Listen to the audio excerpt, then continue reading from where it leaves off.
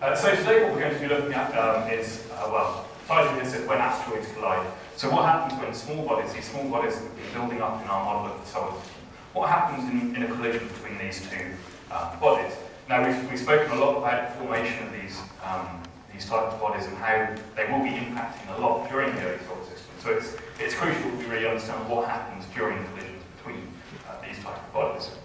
If you remember over the first 4 lectures, what we've done is we build up a model where we've gone from a nebula, a cloud of gas and dust. We first of all formed our young star, and around that star we formed a spinning disk of gas and dust, which eventually led into the growth of what we call planetesimals.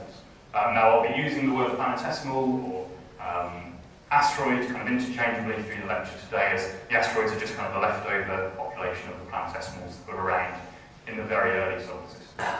After we built planetesimals, we then looked at building how we go from planetesimals building into planets. And during that planet building epoch, we saw that collisions between planetesimals would have been vital to lead to the growth of planets. What we're going to do today, as I said, we're going to look at in more detail physical processes that occur when these kind of asteroids collide. What happens when these two bodies collide together? What are the collateral effects on those asteroids? We'll look a little bit at heating during collisions as well, but what we'll do next week is we'll try and put this more into context with other heat sources as well on asteroids, and really then try and build up a picture of what would happen on a particular meteorite, parent body or asteroid, try and look at the full thermal history of one of those type of bodies. Okay, so today's lecture, as we said, first of all we'll look at the range of possible outcomes during a collision between planetesimals. We'll look in detail at physical processes, so what happens during an impact event, what sort of physical processes go on, and what physics do we need to worry about to really describe these events in detail. We'll also look briefly at what happens if we disrupt a planetesimal. What we mean by disruption I'll come to in more detail in just a slide or two, but this is just one class of collisions is where we'll actually disrupt one of the planetesimals. And as I said, finally, we'll start to look at heating and impact events, and that'll lead into then the topic for next week's lecture. Okay, so what type of collisional outcomes do we have? Well, the first and most common outcome from a collision is a cratering or merging event where one of the planetesimals is likely to be much smaller than the other, and typically if we have a low velocity, also this could lead to cratering events. So this is where we have one body hits the other, we form a crater on the surface, but we don't really do anything too much to the rest of the target body. I'll use the word target body or parent body again interchangeably. What I mean by that is the larger of the two bodies, and then the smaller body I'll call either an impactor or a projectile. So those are the kind of words I'll be using throughout the lecture today. We'll look in a lot more detail at this class of events throughout the lecture. Another class of events, if we have a higher impact energy, is if one can break apart the target body into fragments, and that actually leads to then destruction rather than growth, or even just keeping a similar size body. We're actually breaking this apart into lots of small fragments during a disruptive event. And the third class, which we're not going to really talk about in any detail today, what we call hit and run collisions. These are collisions where the angle of impact between the two bodies is very low, so it's almost like a grazing impact. And what happens during these impacts, this is just a simulation that someone run of these type of collisions. The impactor, so the smaller body, is going to come off at an angle of this kind of direction, and it doesn't really affect the target body all that much. The target body stays mainly intact, the impactor stays mainly intact and keeps most of its own material and carries on. But what it can do is strip off material from the outside of those of the target body. And actually, this is the class of collision that could lead to an explanation for why Mercury is how it is, with its very large metallic core and very small mantle and crust material on the outside. It's possible that one of these type of hit and run collisions could have stripped away the mantle and some of the volatile elements. But as I said, we won't really talk about those collisions in much detail today. Let's go back to the disruptive events. These are the most energetic events that will happen in a collision. What do I mean by a disruption? Well, a catastrophic disruption is defined as when an impact onto a parent body leaves the largest fragment remaining after the impact is less than half of the mass of the target body's mass before the impact. That's just a technical definition. There's no physical reason why it has to be that. That's just the standard that has been defined by scientists studying this topic. But that's what we talk about when we talk about a disruptive collision. We're leading to basically just breaking apart the body. So I said that the way you do this is you have a high enough impact energy. What do I mean by impact energy? Well, that's just a measure of the kinetic energy of the impactor. So we're looking at half the mass of the impactor times the velocity of the impactor squared. That's just the standard definition of a kinetic energy. And what we're looking at is the specific energy, impact energy. So we're dividing that then by the mass of the target body. If that specific impact energy is greater than a particular threshold, what we call the disruption threshold, defined as Q star D as it's labelled in the literature. If that's greater than this threshold, then we're getting a disruptive collision. And there's been lots of work done using numerical models or impact laboratory impacts to try and determine what this disruption threshold is for a range of different targets. And this graph here we're showing is actually the result of some numerical models that built on some lab experiments. And what they did is for a range of impact target sizes, so this is in centimetres along the bottom, here's an easier scale to understand. So for this range of target sizes going all the way from a centimetre up to tens or hundreds of kilometres in size, we can define what impact energy we would need to break that target apart. So we can then use this to say, right, if we had an impactor that's a given size and velocity, would that break this threshold and would that then break apart our target? And you can see then that there's actually two kind of regimes that we have in this plot. So we have this on the lower size scale here, below around 100 metres in size, where we have one regime, and then above that 100 metre in size, we have this completely different regime where the line breaks and goes in a different direction. And the reason for that is in this region here, whether or not the body breaks apart is defined by the strength of the material. Gravity is too low to have any effect on the target, and therefore the only thing that's keeping it together during an impact would be its strength. In this regime up here, actually the gravity becomes dominant, and then obviously the larger the body, the more energy you need because the gravity becomes larger with increasing size. So we can then come up with a nice way to say for any given impact, are we going to break apart the body or not? And also you can get a bit more technical and start to look at different things, like if the target body is porous or non-porous, you can see that has a small effect on the energy required to break it apart. Would the composition make a difference? Yes. Metallic versus something? Yeah, I mean that all comes down to the strength. Not the composition itself wouldn't necessarily make a difference, but the composition then affects the strength of the material. So a metal has a different strength to a rock material. So that all comes down to the strength. So this is just for a given, well, we've got the non-porous case here, we're looking at a salt. In the porous case, we're looking at a pumice. So we're just looking at a particular rock and coming up with this. But you can define this for any given material or porosity, and you know, with different simulations, you can define a slightly different curve depending on the material. So now we're going to go into looking at impact processes. What happens during an impact event? This is obviously the classic example of an impact crater on Earth. This is the first one discovered on Earth, or known to be an impact crater on Earth, the Barrington crater in Arizona. But what happens during the impact? Well, if we're below the disruption threshold, what we can do is form a crater. During that crater formation, there are three distinct phases of, as we go through time, that we can describe separately. And over the next few slides, we'll just look at each of those phases as we step through time.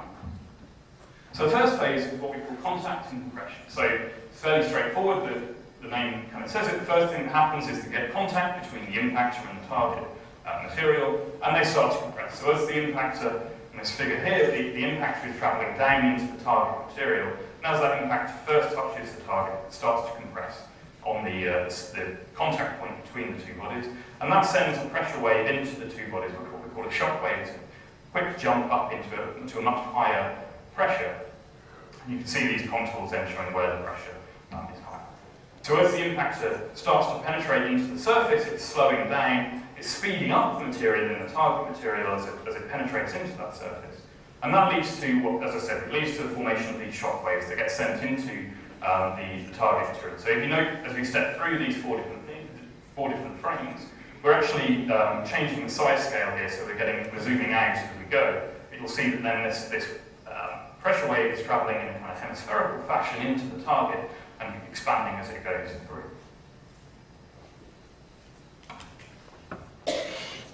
But we don't just shock it and move this material up to a much higher pressure and leave it there. What happens later when the pressure wave gets to what we call a free surface, in this case it's generally going to be the back of the impacting body. When that shock wave reaches that free surface, it initiates a rarefaction wave or a release wave, which travels back through that material that we shocked and then down into the target.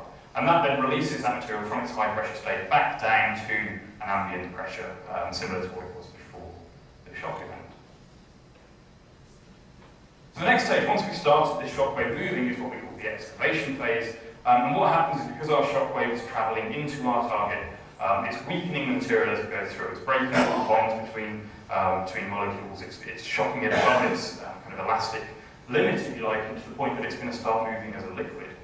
And as this shock and release wave move through, then it starts to set material into motion. So this figure is a bit complicated. It's got lots of different things on it, but what we'll look at is, so this darker black line is the outline of a crater that's going to open up due to the motion of this material that's caused by the shock wave. These arrows all show the direction that the material would move based on where it started in the crater. So you can see the material near the top is actually going to first move down, but then it's actually going to move up and out. And that will form, go out and either be ejected from the body, depending on the gravity, or it can come back down and land as an ejector blanket around the crater site. The material below the impact is actually going to get pushed down and outwards into the surface. So what we'll have underneath this crater is an area of compressed material that's probably a little bit more dense than it would have been before the impact.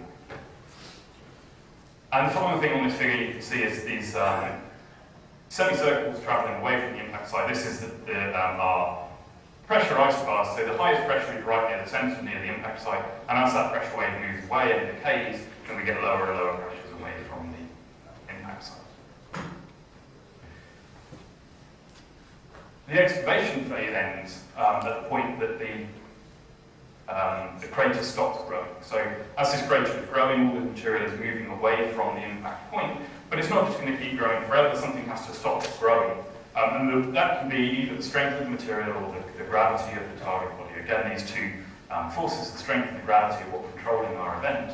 And they're the things that stop the crater growing. And once it gets to a given size and the gravity or the strength stops it growing, that's what we call our transient crater. So that's the point of its maximum size during that activation phase. And then finally, once we've excavated the crater to our given size, our transient crater, that transient crater can then be modified, and it can be modified in different ways depending on the size of the crater and the gravity of the target. So the simplest case, what we actually call a simple crater, we form our transient crater, all the material is moving away from our impact site at the top figure here.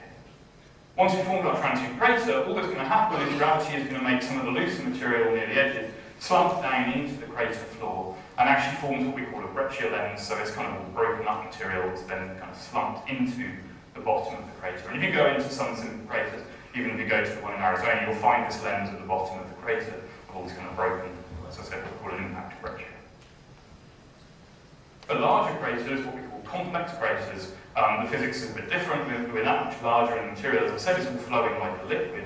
And actually what happens is, as the transient crater is formed, it then all collapses back in on itself due to the gravity, and you'll get a central uplift. Now this is similar to, if you drop something into some water and you get a central peak come up in the centre of the crater that you formed in the water. It's similar to that. So we're forming this peak, and then once it slows down, we're actually left with a central peak in the middle of our crater, and a generally kind of flat crater floor is formed. There we go, that's our water drop. So this is just the same process here. After we drop something into the water, we've got our crater formed, but then we have this central peak forming. Now in water, obviously, it's not putting any strength or anything to stop it flowing, so it'll then settle back down to a flat surface. But in our rock, when the strength kicks back in, that's when we stop then with a peak up in the centre. So let's look at those in some more detail. This is going to be a simulation I'm going to show you. This is from a computer model that I run for most of my research. And this is just the formation of a simple crater. So this is an impactor into a target. I think this is actually with the gravity of the Earth. But what we'll see as we form this crater, we form a nice bowl-shaped crater, and then on the edges here you can see this material slumping down into the centre. And that's all that happens. We don't get any central uplift or anything. We're just left with this kind of nice, simple bowl-shaped crater. And as I said, an example of a simple crater is the Barron crater or meteor crater in Arizona. That's one of the typical examples on Earth. But if you look on most solar system bodies, most asteroids, most of the impact craters that you'll be looking at are actually simple craters. You can see all of these are just simple kind of bowl-shaped craters. There's no central peaks in most of these. And that's because the gravity is generally too low on these kind of bodies to be able to support a crater big enough to then collapse under gravity. Now we'll look at what a complex crater looks like. So this again is forming, it's a larger crater, so the impact is 10 times the size of the one that it was in the previous movie that I showed you. And you can see as we form this transient crater here, then what happens is the gravity kicks in and the material kind of moves down towards the centre of the crater. This material in the centre shoots upwards, and we're left with this central peak in the centre of the crater, and a much shallower crater compared to its diameter compared to our simple crater. One example of a complex crater on the Moon is the Tycho crater. It's named after Tycho Brahe. If you remember back to the first lecture, we spoke about him and his measurements of the planet's motions around the Sun. Another possible example of complex crater, if we look to Vesta, this is one of our asteroids, you can see on the southern pole we have this feature here, which is a kind of central or an uplift, and then we have a lower lands around it. If you look at the elevation map here, where red is high lands and blue are low lands, you can really see then we have what looks like a crater rim around the outside with our central peak in the middle. Now this is by no means definite. There's still work being done to try and explain this feature, but the leading theory now is that this is probably a large impact event leading to this complex crater on the surface of Vesta. And this is just a movie of a simulation run by some researchers in UC Santa Cruz, I think, Martin Jutsi. So this is a 3D simulation of an impact onto a Vesta-sized body. And they've been able to show that in these kind of events, what you can do is form a very similar looking feature. So we have our central mound in here and then our kind of rim around the side. So they've been very successful in showing that this feature on Vesta, it could well actually be one of these complex craters. Now the point at which you switch from being a simple crater to a complex crater is dependent on the size of the target body, the gravity of the target body is what defines when you transition from simple to complex.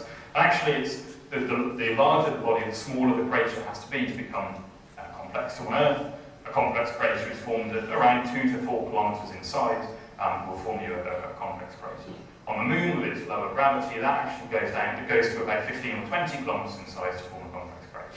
And on something like Vesta, we need the impact to be, if thought about, 70 kilometers in size to be able to form our complex crater. So then you can kind of get an idea of why most of the impacts that we see on small bodies, asteroids, and some of the moons we see, are mostly simple craters, because we need such a large crater to form a complex crater on one of these small bodies that it's harder to do that and not destroy our body completely.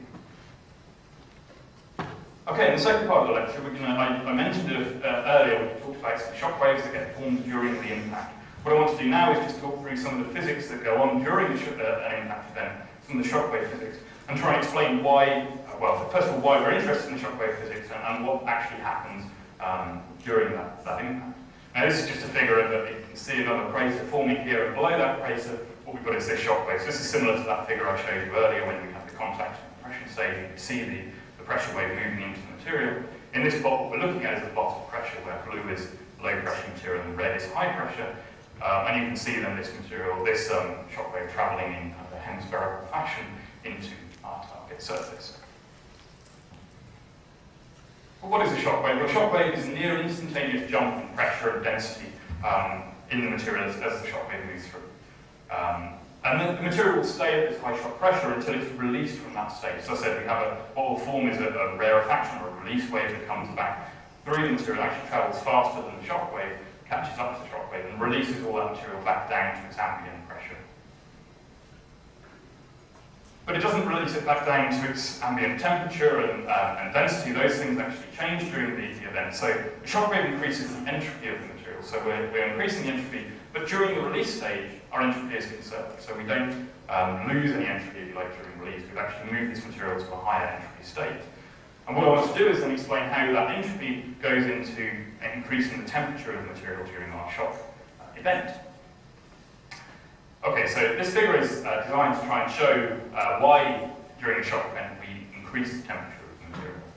We take a material that starts out at the volume V0 on this figure, so at our point A, and then we pass a shockwave through it. What we're going to do is move that material up from its ambient pressure, P0, up to some shock pressure, PSH. Where on this figure are we going to move to? Well, actually, for each given material, we've defined what we call a Hugonio relationship. And this Hugonio relationship is basically we find it out through a series of experiments where we take a material and shock it to lots of different pressures, and then define what the state is at each of those shock pressures. And what we want to know is, for a given shock pressure, how much do we compress the material, how much do we increase the density, or equivalently, how much do we decrease the volume of that material during that shock event. And so for a given material, we have this what we call a Hugonio line, where we can jump to any point along that line depending on the strength of the shock. So in this particular case, we're going to jump up to our point C on our Hugonio line, which is this dark black, the bold black line. The work involved in that, we jump instantaneously along there. It's not a thermodynamic path or anything, it's an instantaneous jump. And the work involved in that particular jump, so the energy involved, if you like, is equal to the area of this triangle ABC. That's the work involved in getting us up to this shock state. Once we're there, as I said, we then pass a release wave through it. We're going to come back down to the ambient pressure. And actually what happens, as I said, this is going to conserve entropy, so we're not going to jump on this diagram. We're going to move along a thermodynamic path. It's not an instantaneous jump. It's a smooth transition. And the path it takes is actually similar to the Hugonio line. It's not exactly the same, but for simplicity, so we don't have too many lines on here, we'll just assume it's going to come back down along the Hugonio line, back down to its ambient pressure and close to its initial volume. And the work involved in that step, so the energy required to release it back from this state of high shock pressure down to its low ambient pressure, is equal to the area below that release path and bounded by the lines AB and BC. So you can see there's a difference in work between shocking the material and then releasing the material, and that's equal to this area coloured in blue in this figure. And that's what we call, defined as the waste heat of the material, and that's basically a measure of the amount of energy or heat deposited in a material during a collision. If you recall from the first couple of lectures when we were speaking about how planetesimals formed, we said that planetesimals most likely formed in a way that would retain a high degree of porosity. So the only way that we can lead to the kind of dust grains sticking together is if they collided at low velocities. They collide at low velocities and they would stick together and they would retain a large amount of pore space. And this porosity actually has a significant effect on our shockwave physics. What we'll do now is we'll just look at how that porosity can affect our shockwave physics. So if we start off with this is our non-porous material again, so this is just the same figure I showed you in the previous slide, and we're going to start off with this given volume V0. If we now imagine a porous material of the same mass, that would have to start off with a larger volume because we've got all this pore space involved. As we shock the material up to a given shock pressure, eventually we're going to shock it hard enough that we're going to crush out all of the pore space in between the matrix, and that's going to lead us up to a point similar on the figure, our point C here, similar position to where we were for the non-porous material.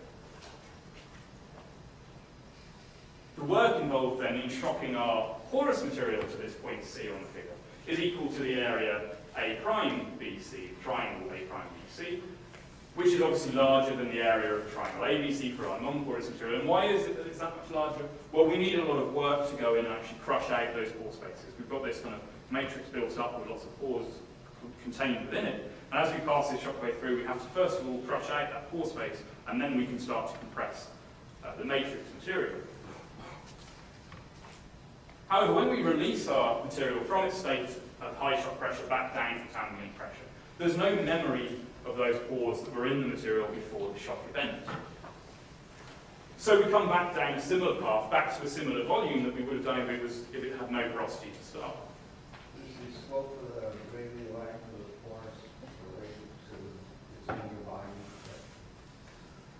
Yes, so, well, the porous Hugonio is going to be different to the non-porous Hugonio. But once you get above a given... the radial line. Yeah, so the radial line is just to jump from our one point on our Hugonio to another point on our Hugonio. So to get from this point A to this point C, we're jumping we're jumping to any point on this Hugonia. So if we were to jump to here, our radial line would come along here. So the slope of the radial line is just purely defined on which 2 points on our Hugonia we're jumping between. For the porous material, obviously the Hugonia is going to be different at lower pressures, but once we get above a kind of pressure that's going to crush out all of that pore space, we're then going to be following a similar path on our Hugonia to the non-porous material. So then that slope of that, yeah, it's just because of the difference in volumes. Once we get above that point, we've crushed out all of the pores. But you're not saying that it would necessarily, the same impact would produce the same pressure. You're saying that the pressure is raised to the same point. Yes, and I'll get to that actually in the next, well, actually on this slide. So, yeah, if we assume then that we're going to shock our porous material to the same pressure, let's just assume we're going to shock it to the same pressure. We've got all this extra energy that's gone in, or work that's gone into getting us to this shock state. But then as we release, there's no memory of the pores. We come back along a similar path, back to a similar position we would have been for the non-porous material. And so the work involved in that release is actually equal to the work involved in the release of the non-porous material. So again, the area underneath the non-porous Hugonia and the lines A, B, and C. So actually the waste heat in a porous material is equal to not only that blue region we had before, but also this red triangle A prime, C here. So we have all this extra waste heat. For a given shock pressure, we have extra waste heat in a porous material. So one way to look at that is we say for a given shock pressure, we'll get higher temperatures in a porous material than we would for a non-porous material. Or equivalently, if what you're interested in is shocking something to a given temperature during our event, we require a lower pressure in a porous material to get to that same temperature as we do in a non-porous material. So that's two different ways to look at the same thing, if you like. It just depends on which end result we're interested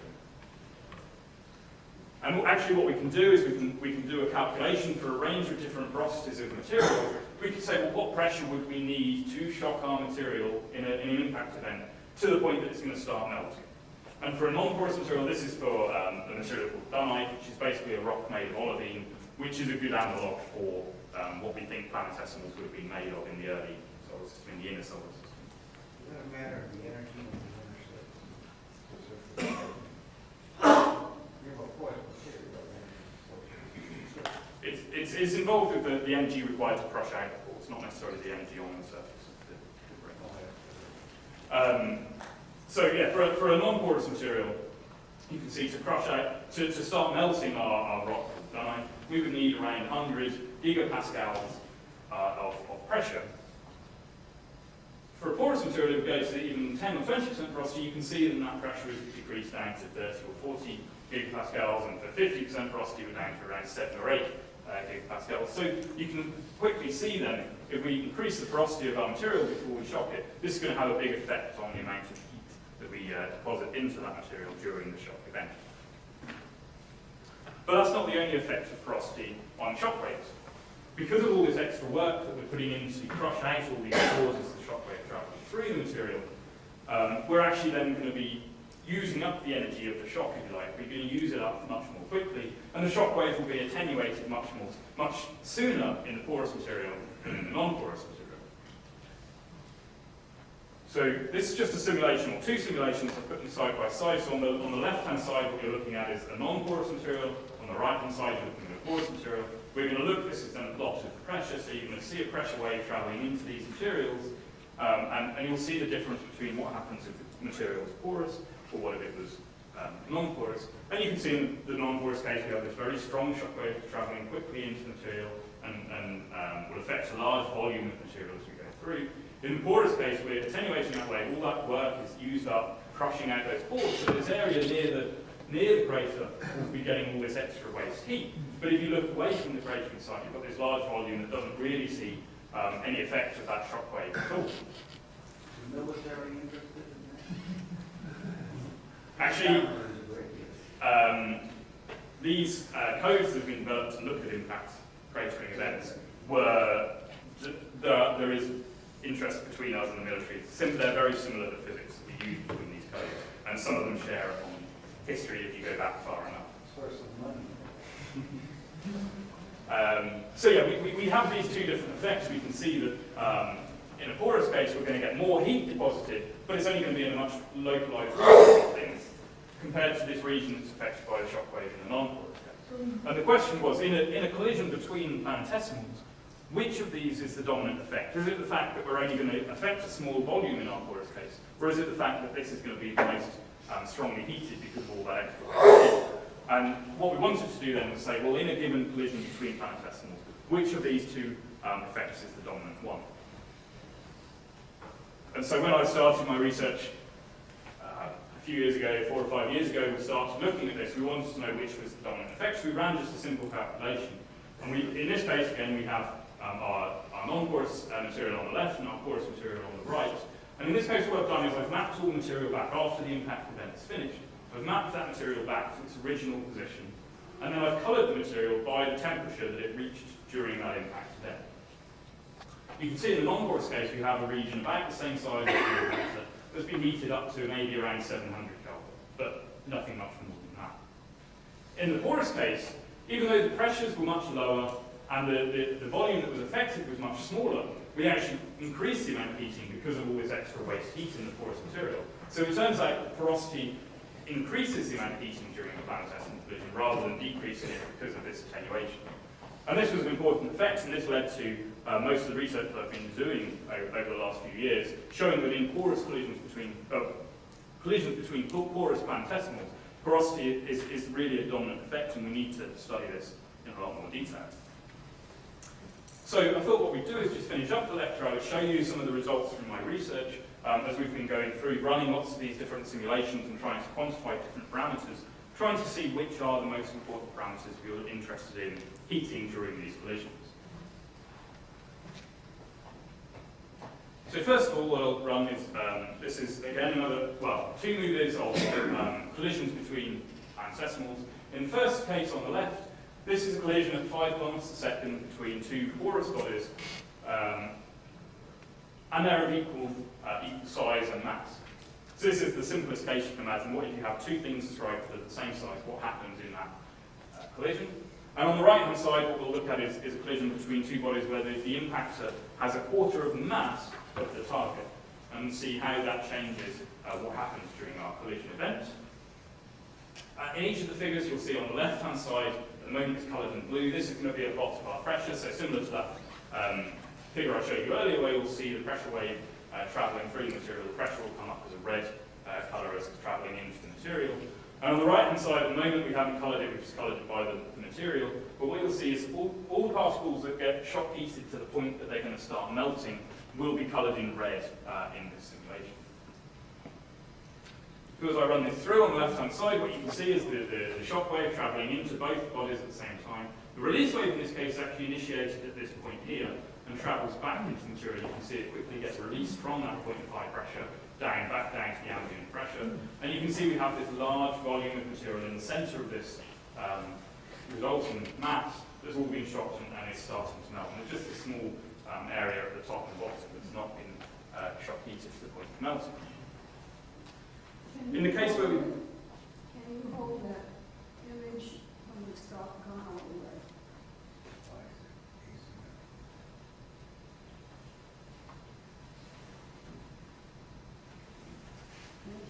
Okay, so if we then look at the movie on the right-hand side where we had 2 different sizes of bodies, you can see then that the physics is slightly different. As the shockwave travels into the 2 bodies, actually what happens is the release wave is initiated from a different point. In this case, it's initiated from the back of the impactor and comes down and releases this material from its high shock pressure. And what that means, because our release wave started earlier, it means we have this large volume of material at the bottom of the target that's unaffected by the shock wave, doesn't get to the point that it starts to melt. And we can quantify that. We can say, well, okay, I'll just explain what this figure is. On the y-axis here, what we're looking at is the amount of material, mass of material that's been shock heated to a given temperature, and we're normalising that by the mass of the impactor.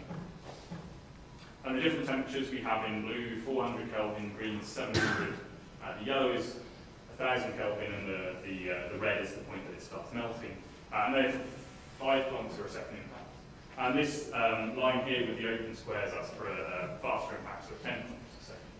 This is all an adiabatic process. Okay. So it's adiabatic. The release wave is adiabatic, but the shock wave is not, because we're increasing the entropy. That's what you do.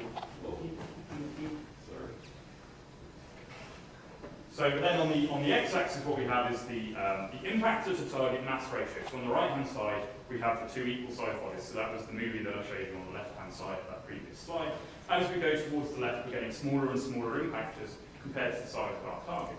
And you can see, to start with, we get around twice the amount of the mass heated to these different temperatures, and that's just the fact that the whole thing is getting shocked, and that shock wave is affecting almost all of the material.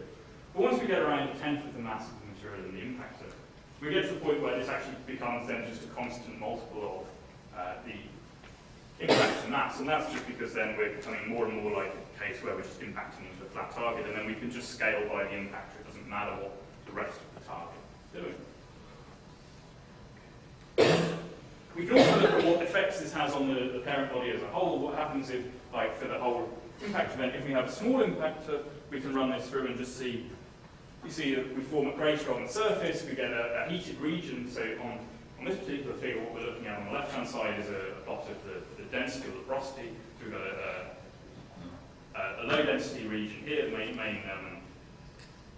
main target body is all low density, and in the region where the impact happens, we've compressed all this material with the shock. And on the right-hand side, we have the plot of temperature. So you can see we have this region in the centre here underneath the crater. But actually, most of that material is what came from the impactor. Has been heated by that shock wave and buried underneath our crater. What's happening on the other side? I'm sorry? Something seems to be happening on the far side. What do you mean? At the bottom. That is, that's just the numeric effect. That's part of the model. That's nothing physical. If we increase the size of the impactor, we can then see how that would affect the body, and you can see that in this case, rather than just that small area near the crater that's been affected, being increased its density and increased temperature, in this case actually what we're doing is affecting almost half of the mass of the body. The top half hemisphere of this body has all been affected by this impact. We've thrown a large amount of material out and around the body. We've got all this ejector landing back on the surface on the back side of the material of the body. And so you can see we change the impact size and we change the dynamics of what happens to the body. And in this final case, we've increased the size of that impactor again, so now it's 30% the size of the target body. The previous cases were 10 and 20% of the size. And actually in this movie, because it's such a violent impact, I'm going to have to zoom out as we go through time, so you'll see it jump a few times as we zoom out from it. And you can see that we quickly pancake out the material, and then we almost turn the whole thing inside out. So we're left with a much smaller mass than the mass that we started with. A lot of the material has been ejected. This will keep going and won't never come back to the body because it's moving at too fast a velocity. So in this case, you can quickly see if we continue this, we'll get to the point where we're completely destroying the body, and we're left with a body that's less than half the mass of the initial target. We can also look at how the porosity changes the impact event. So in this case, what we're looking at is 3 different collisions of different porosities. On the left-hand side, we're plotting the density. So in this case, we have a high density, in the non-porous case, a medium density in the 20% porosity case, and a lower density in the 50% porosity case. And in the right-hand side, we'll plot the temperature again. So blue is cold and red is hot. And as we run these simulations through, you can see then there's actually different processes happen depending on the porosity in the material. So in the non-porous case, we form a crater and it kind of sits there as a shallow crater. There's a very small amount of heated material sitting near the surface, but it doesn't really get buried, and not much happens in terms of collapse back into the crater in this non-porous case. In the 20% porous case, you can see that we actually form this kind of heated plug that gets buried under the crater again. As this material collapses back in towards the surface, we're left with this heated impact material below the surface. And that effect is even stronger in a more porous case. Can we define then, if we increase the porosity, how does that affect our heating? Well, actually we can run a suite of these simulations for a range of porosities. So here we're going from non-porous material on the left-hand side up to 60, 70, 80% porosity material on the right-hand side. And again, we're plotting the mass of material that's shock heated to the point that it starts melting. And you can see we can actually fit a nice power law, especially for maybe 50% porosity or lower. We can fit a power law saying how that mass of material that's heated gets increased by the porosity. And this had never been done before about 5 years ago. No one had ever quantified what happens if you add porosity into these asteroids before you have a collision on them. all the work had basically come through and said, oh, collisions can't really do any heating, so let's not worry about it. But they were only looking at a collision down in this regime here. As soon as you increase the porosity, we get to the point that actually it's become a very interesting effect. And now we become interested, well, how much heat can you do in these kind of collisions? And this is just to remind you that porosity doesn't just affect the amount of heating, but it can also affect the amount of, the energy required to disrupt the body as well. These two lines are slightly different to the porous and non-porous case. And we've also done some simulations looking at what happens if you change the velocity of the impact. So in this case, well, actually, there's several things we can view on this figure. First of all, we can see again the effects of porosity. So in blue, we have material that starts off with no porosity. Filled symbols are that's the point that we start melting the material, and the closed symbols, that's the point that we completely melt the material. So we have this kind of range of material where we start melting and finish melting, depending on the velocity. And you can see that as we increase the velocity to 20 or 50%, increase the porosity to 20 or 50%, we require a lower velocity to reach those same kind of temperatures in the material. So this is just showing you the porosity effect. Not only do we create more heat in a given collision in a porous case, but we can also define that we need a lower velocity to create the same amount of heat in a porous collision. And this is important because, well, the average collision velocity in the asteroid belt today is around 4 or 5 kilometers a second. So this is the kind of regime where we would see melting if the material was 50% porous. But if it was a non-porous material and we had a collision at 4 or 5 kilometers a second, you can see there'd be no heating going on. So where we fall on this kind of velocity plot becomes important. We then start to look at how much heat we can do during collision event. And the final effect that we've tried to quantify using our simulations is, well, how does the impact angle affect the amount of heat that's done during a given collision?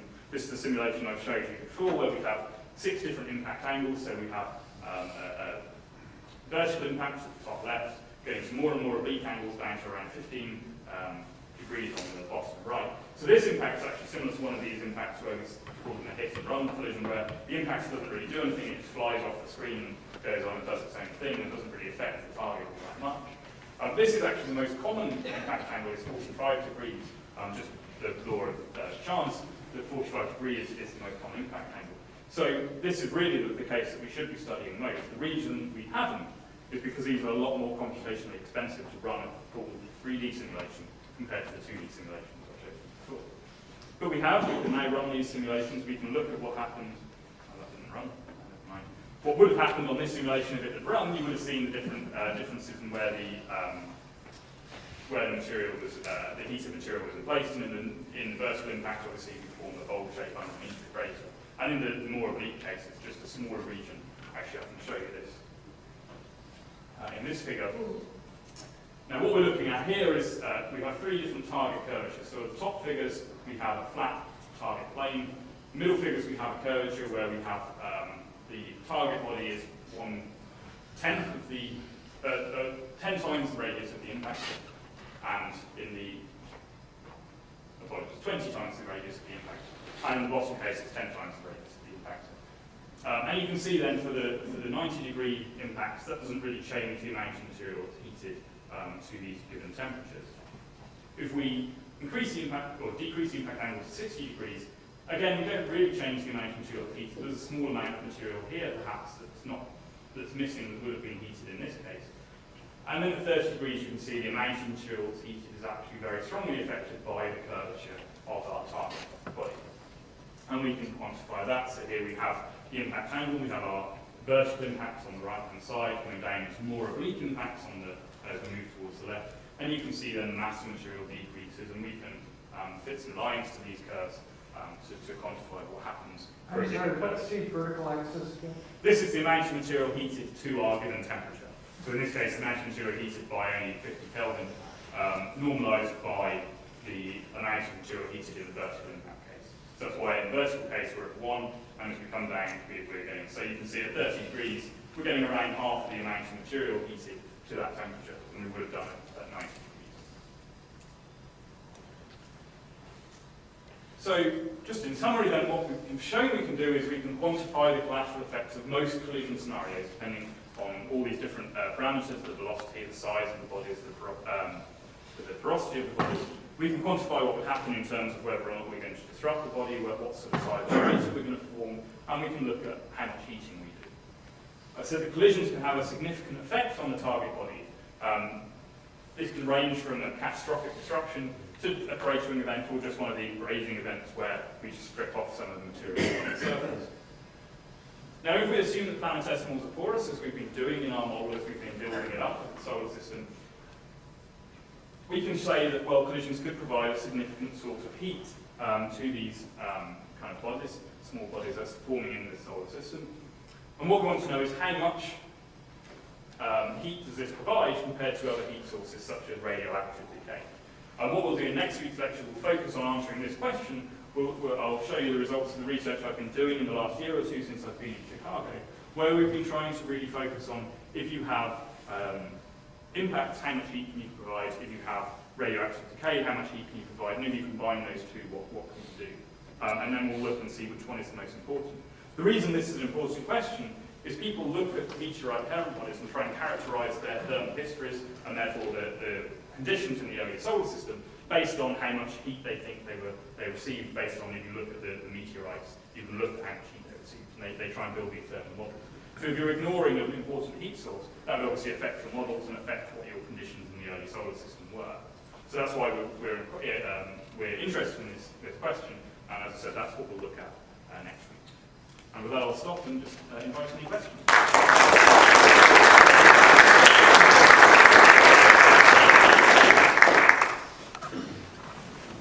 Yes. How do you see that when you create a room that instead of being a bowl shape, it's an inverted cone? I haven't seen that. Well, they just came up with this satellite going around the moon and making this three-dimensional picture.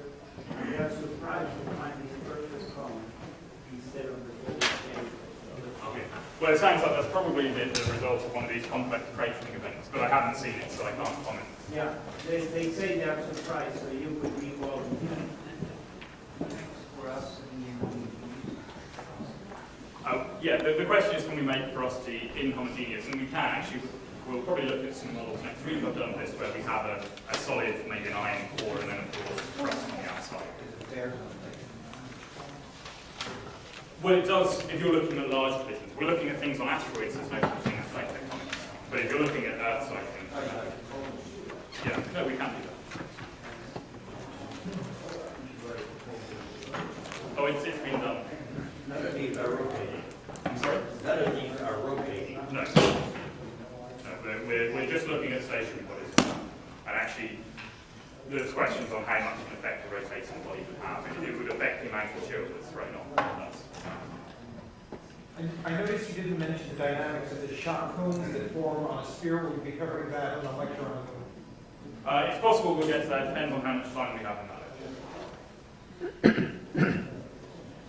Yes? When we look at the patterns of craters on the moon, do we see evidence of the different angles of impact that correspond to the 45 degree being the most common? Yeah, there's actually a lot of work being done on this, and I was co-author on a paper last year where we looked at the effect of impact angle on the crater population. And actually what happens, for most impact angles, even if you have a 45 degree impact or a 30 degree impact, you still generally will form a circular crater. The reason being is that the crater forms because as this impactor hits, it's the release of the energy as you compress that impactor, creating this shock wave that moves the material. Now that shock wave travels in a hemispherical fashion, and so we form a circular crater. It's only at very low impact angles you start to form elliptical craters. And that depends on the strength or the gravity, but generally it's only very low impact angles. But you can look at the number of elliptical craters on a given body, so we've looked at a number of elliptical craters on the Moon and on Mars, and then you can try and determine from that the kind of crater population, the impactor populations that would have come in and made those craters. So yeah, yes, you can characterize, based on the populations of craters we have, you can see which angles, or which ones form the very low angle ones. We can kind of come up with a threshold that would form those elliptical craters based on those. Yes? Are there examples where two bodies get into For two bodies to hit and fuse together, you would need a very low velocity, really. If it's a high enough velocity that they'll start to, those collisions I showed you where everything starts to kind of form a jet out the side, they won't fuse. If you're looking at velocity of maybe 100 meters a second, you could get to the point that they fuse, but it's not something we've really looked at in any detail. But, I mean, it would have to happen at some point, but it's not something we've looked at. Okay, thank you.